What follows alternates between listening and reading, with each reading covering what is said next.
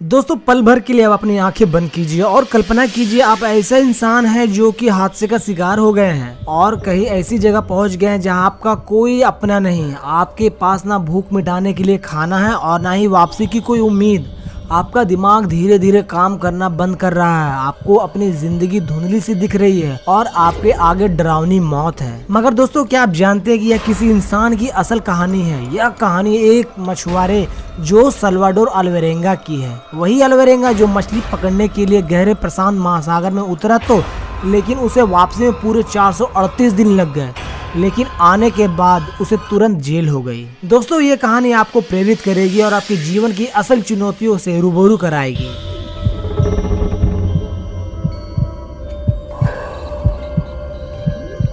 17 नवंबर 2012 को 37 साल के जो सल्वाडोर अल्वारेंगा और 22 साल के एजिकल कार्डोबा मैक्सिको के तट पर अजुल कोस्टा के छोटे से मछली पकड़ने वाला गांव से 30 घंटे की गहरे समुद्र में मछली पकड़ने की पारी शुरू करने के लिए निकल पड़ते हैं। उनका जहाज एक छोटा सा 7 मीटर फाइबर ग्लास बोट था जिसमें एक रेफ्रिजरेटर का आकार का आइस बॉक्स था। लेकिन जब उत्तर पूर्व से एक भयानक तूफान ने अपना रुख बढ़ाना शुरू किया तो दोनों लोगों ने जल्द ही खुद को 5 मीटर ऊंची लहरों और 100 किलोमीटर प्रति घंटा की रफ्तार वाली बेरहम हवाओं से जूझते हुए पाया। कुछ ही घंटों में उनकी नाव की मोटर और उनका रेडियो दोनों ही बंद हो गए, जिससे वे संपर्क करने में नाकाम रहे। इधर लहरों के साथ ये लोग मीलों दूर चले गए। उनके सहयोगियों ने 2 सप्ताह तक खोज और बचाव अभियान भी चलाया, लेकिन कोई फायदा नहीं हुआ। अल्वारेंगा और कार्बोडा और उसका जहाज हवा में एकदम गायब सा हो गया। 5 दिनों तक लहरों और तेज हवाओं के झोंकों के बाद तूफान आखिरकार शांत हो गया।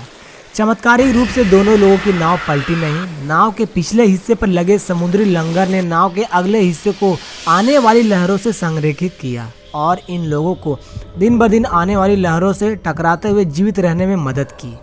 फिर दोस्तों अगली सुबह की धूप उन्हें आराम और गर्मी दी। दोनों ने फर्श पर 2 मीटर लंबा लकड़ी का तख्ता उठाया, उसे 2 बेंचों पर बिछाया जो नाव के बीचों बीच पसलियों की तरह थी और एक बिस्तर तैयार किया। दोनों ने अपने गीले कपड़े उतार दिए, केवल अंडरवियर पहने हुए सूरज की पहली किरणों को सोखने के लिए लेट गए और वे गहरी नींद में सो गए। दोस्तों अगर उनके पास पाल या पटवार होती तो रास्ता तय कर सकते थे, लेकिन औजारों की कमी के कारण हवा और समुद्र धाराओं के इशारों पर बहते हुए खुले प्रशांत महासागर में घूमते चक्कर लगाते और टेढ़े मेढ़े रास्ते से गुजरते रहे। वे लगभग 120 किलोमीटर प्रति घंटा की गति से पश्चिम की ओर बढ़ रहे थे।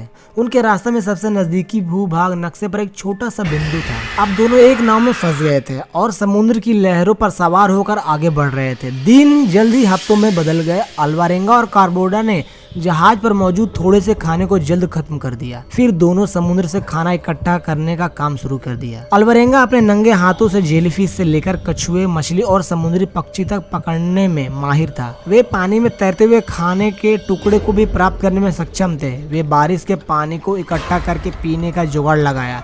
मुश्किल समय में उन्होंने कछुए का खून जमा किया और पिया। उसके बाद पीने के लिए खुद का पेशाब पीने में मजबूर होना पड़ा। दोस्तों एक समय ऐसा भी आया, समुद्र इतना शांत था और बेचैन करने वाला था। तापमान 30 डिग्री सेल्सियस से ऊपर चला गया था और शुष्क हवा उनके शरीर में बची नमी को सोख रही थी। जब अल्वारेंगा ने निगला तो थूक उनके गले से टकराता हुआ और खड़खड़ाता हुआ नीचे गिरता है। उसे चिंता थी कि उसका गला सूख सकता है और उसे पेट तक पहुंचने में बंद हो सकती है। क्या वही इसी तरह मरने वाला है? उसने मन में मरने का भ्रम पैदा हो गया। और कार्डोबा के होठ भी सामान्य आकार से दुगने तक सूज गए थे और धूप से सूखकर फटने लगे। नमक के कारण उसके पसीने के छिद्र में लाल निशान उभरने लगे थे जो उसकी बाहों और पैरों में उभरने लगे थे, जिसे त्वचा की परतें टूट गई थी जो अब सिकुड़ गई थी और सख्त हो गई थी। ऐसा लगा जैसे उसकी त्वचा फट जाएगी और उसके नीचे की मांसपेशियां और टेडन नंगी सी हो गई थी। सुस्ती की वजह से नॉर्मल काम करने की शक्ति भी खत्म सी हो गई थी। दोस्तों जो सल्वाडोर अल्वारेंगा चांद के चरणों का चार्ट बनाकर खुद को व्यस्त रखने और समय का ध्यान रखने में सक्षम थे। पानी पर पले बड़े अपना अधिकांश जीवन समुद्र में बिताने के कारण उन्हें समुद्री भोजन, सूर्य और चंद्रमा पर निर्भर और कठोर हवा नमकीन की आदत हो गई थी। हालांकि एजिकल कार्डोबा ऐसा नहीं था। 4 महीने तक कार्डोबा मानसिक और शारीरिक रूप से थक चुका था।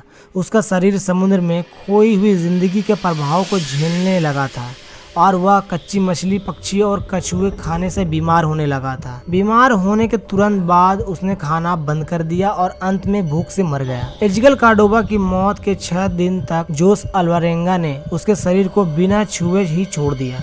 लगभग आधे साल में पहली बार अकेले छोड़ जाने पर उन्होंने आत्महत्या के बारे में सोचा।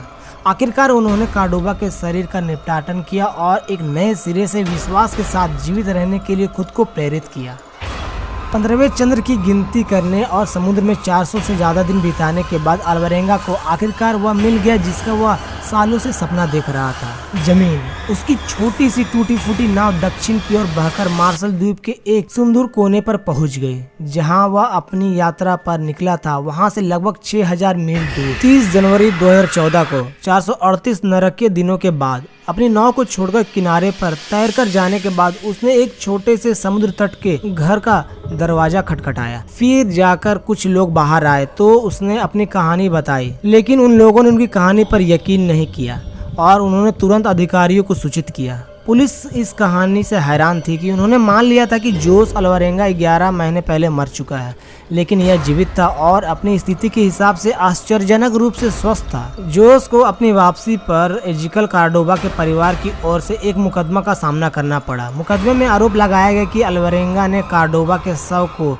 कभी भी पानी में नहीं फेंका, बल्कि उसे खा लिया और उसके शरीर का इस्तेमाल करके खुद को जीवित रखा। उसके वकील ने इन दावों को दृढ़ता से खंडन किया और अल्वारेंगा ने इसे साबित करने के लिए लाई डिटेक्टर टेस्ट भी पास किया। आज अल्वारेंगा अल साल्वाडोर के एक छोटे से कस्बे में रहते हैं जो चारों ओर से जमीन से घिरा हुआ है और पानी से जितना हो सके दूर रहते हैं। फिर 2015 में उन्होंने पत्रकार जोथन फ्रैंकलिन को अपने अनुभव के बारे में बताया। उन्होंने उनकी कहानी को 348 days and extraordinary true story of survival नामक एक बुक भी लॉन्च की। तो दोस्तों, जोस साल्वाडोर की कहानी आपको कैसी लगी?